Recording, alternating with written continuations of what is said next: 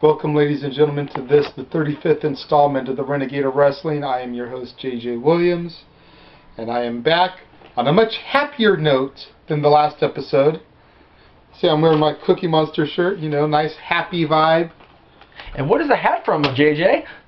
It's a long story. Oh, okay. But I'm going to bring to you my thoughts on the TNA pay-per-view. Now, I have to admit, I didn't get to watch the event as I wanted to because we were filming the next Epic Stat Boy Rant episode, which is going to be up starting next Sunday, Survivor Series Sunday. Going to get a new installment each day. The last one, the top 20, coming up on Thanksgiving Day. So we were filming that while the pay-per-view was on. I think that probably ran about a good 2.5 hours worth of footage. And then after that, we watched I was entertained by, but the rest of the house didn't seem to share my optimism. We watched Santa's Sleigh starring Bill Goldberg, which I still think it ended up being better than the pay-per-view from what I was seeing as far as the results go, as far as, match quality. Not necessarily the results, Jeff, but most of the matches were like 1.25 star, 2 stars, based off of people's reviews, respected people's reviews. I'm talking about the Torch and stuff. So, based off of the match qualities, Santa's Sleigh was probably better. So it was a better choice. I recommend it. If you like Halloween, if you like Christmas, check this movie out with Bill Goldberg. I say we have Dave Meltzer review Santa's Sleigh, and then we'll see what happens. You know what? Curtain jerking match. Robbie E defeated EY to become the new television champion. I am very, very happy with this development. Like I said on the prediction show, you're basically transferring the belt from one joke to another joke, but Robbie E is at least slightly less jokey of a character than EY is at this present point in time.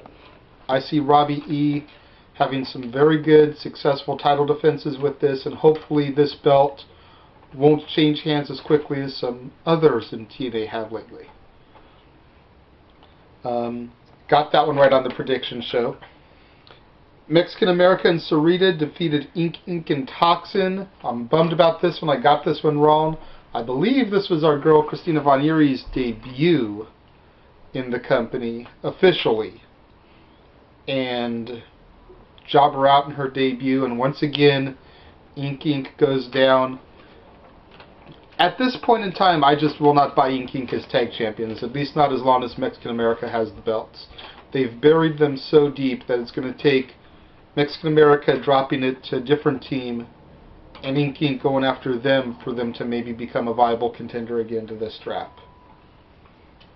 Austin Aries retained his X Division title over Kid Cash and Jesse Sorensen, and I'm a little bit split about this one because I am a fan of A-Double. I'm not completely upset that he retained, even though I picked Kid Cash to go over and take the strap. Am I bummed that Cash didn't get the belt? Yes, but am I mad that Austin still has it? Not really. It looks like they set up a really good feud between Austin and Cash to develop in future weeks, and the fact that Austin put Sorensen's foot on the rope to make Kid Cash not get the 3 count, and then while Kid Cash was distraught and upset, Aries rolled him up, so there could be a good little program starting here between Austin and Kid Cash. The one thing that Austin did do during the match, though, that I do like is he paid homage to Eddie tonight. He broke out the shimmy and attempted to go for the frog splash, but Sorensen moved and ended up with a failed attempt on the splash. But just that little, being that he's a heel, giving that little bit of props to Eddie, a face move in the match, I think was a nice touch on the 6th anniversary. It's kind of like when Punk did the elbow at Over the Limit. He was still big time heel, hadn't started making his face turn yet, went for that macho elbow, and he got a good sized pop for it despite being one of the big heels in the company at the time. So props to Austin for paying respects to Eddie today. RVD versus Christopher Daniels. RVD beat him. I don't remember who I picked in this one. I don't think I actually officially gave a prediction. I just think I went off on the fact that it's great to see them actually have this match on a pay-per-view. I'm a little bit bummed that Chris didn't win. I don't think RVD really gained anything by beating Christopher Daniels. So we'll see where it goes from here. Matt Morgan and Crimson went to a double DQ. And I got this halfway right in the fact that I said Crimson's streak was not going to end tonight. And that it didn't. It did not end because it went to a double DQ. But Crimson didn't get the solid victory like I said that he would. I completely think that this match was done as a fuck you to the UFC last night in their 1 minute 4 second match. This match went a good 12 minutes with one guy who's definitely not the best worker in the company, Crimson, and to go 12 minutes and then in a double DQ, I think was to prove that wrestling heavyweights can go sometimes a little bit longer than real fighting heavyweights. Call it a hunch, but the fact that they had the president of Bellator on Impact this past week, and then on Saturday we had the UFC fight that went 1 minute 4 seconds, and then just a little too coincidental if you ask me. Mr. Anderson and Abyss defeated Scott Steiner and Bully Ray. This one's a little bit shocking to me because the fact that Anderson and Abyss just really got thrown together as of last Thursday. Is this going to be the final nail in the coffin for Immortal? Who knows, but I am a little bit bummed out I got this one wrong about Steiner and Bully Ray. I definitely thought there was going to be some offbeat shenanigans, if you will, that would have gotten them the W. And all the reports I'm saying is that this match for Bully Ray was a complete step back from his work in the past months. Like his work in the past few months has been really solid and almost that of a main event caliber, and this match just really took him back a few steps as being looked at as a serious, viable contender in the title picture. Next match we're going to get to is one that puts a big old smile on my face, and I know Jeff's too. I'm curious what Mr. John Laurinaitis thinks about this one, because Gail Kim defeated Velvet Sky to become the new Knockouts champion. And that means that Gail Kim now has 2 championships for the competition that Vince McMahon and WWE feel is inferior. And they thought that, Gail wasn't worthy of a push or worthy of any kind of reign. And now she's over there at the competition with 2 straps. I wonder what John Laurinaitis thinks about this. Apparently I've made a big mistake and I sent her to the Future Endeavors Club when I shouldn't have. And we just lost a ton of money. So it's coming out of my paycheck and doggone, I screwed it up. What the fuck is your job again, John? I'm the Executive Vice President of Talent Relations for World Wrestling Entertainment and the Interim General Manager of Monday Night Raw. And you can see that whole shtick on my new shirt that you can find. Okay, we're not giving no self-plug here to you, John Laurinaitis. Get the fuck out of here. Fuck you. Now another. Hold on a second, though. Hold on a second. We've got another guest in the studio, Mr. Bill Clinton. I have a strong feeling that Mr. Clinton here is a Velvet Sky fan. Mr. Clinton, what are your thoughts on the results of this matchup? I feel bad for Velvet Sky. She's a beautiful girl, and she can come to my oral office whenever she wants. I will give credit to Miss Gail Kim. Hell, I'll take them both on at the same time. Heck, maybe we can even solve the budget while we're at it. Mr. President, does that mean that you're a fan of pigeons?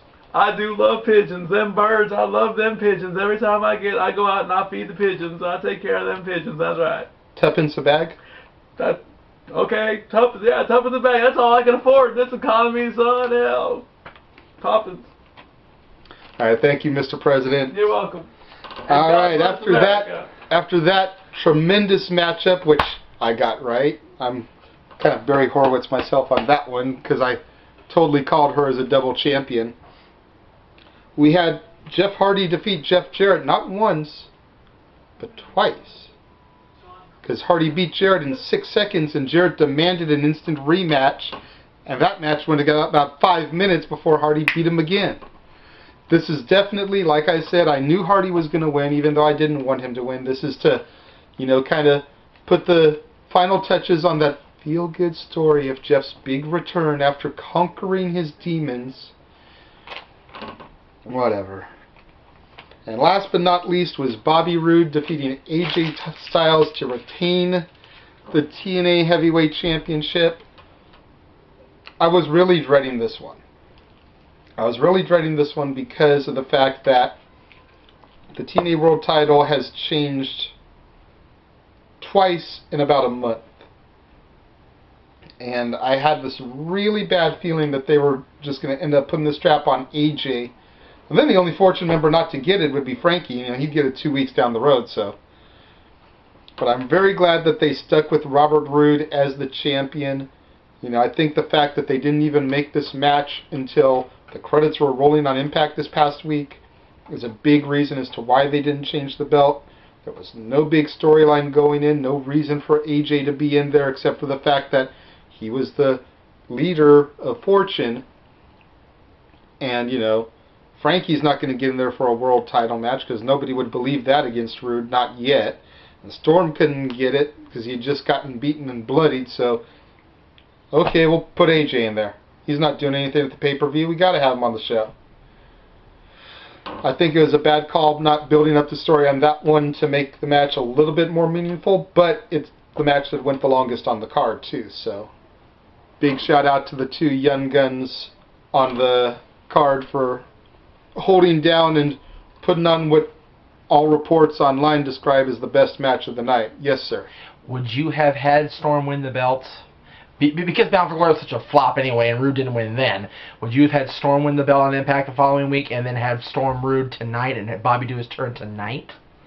If they were going to do the Bobby turn, they should have definitely done it on a pay-per-view. I totally agree with that assessment. I mean, since they fucked up the Bound for Glory series, you know, maybe they should have had Storm come into the pay-per-view tonight as champion. You know, but it is what it is. What do you guys think about the TNA pay-per-view? Give us your feedback. Give us your thoughts. I do want to point out one interesting stat, though, and that is that the Knockouts Championship has changed hands 5 times in 100 days. That is fucking ridiculous. So here's hoping that Gail gets a nice, lengthy little run. You know, not sure even what constitutes a lengthy run anymore this day and age. Statboy said a few episodes ago at his show that he deems a good run 90 days. I think a good 6 months, 9 months, maybe close to a year is what constitutes a good run these days, because the belts, as a wise man once said, the belts are nothing but props anyway, and they get passed around way too often, just like the mashed potatoes at a Thanksgiving dinner. You know, so let us know what you guys thought of the pay-per-view, your guys' feedback. Is it one that I really need to try and search out and watch from start to finish, or was it just that bad of a pay-per-view that I shouldn't even waste my time? Give us your feedback, and until next week, I'm the Renegade of Wrestling, J.J. Williams, and I will see you around.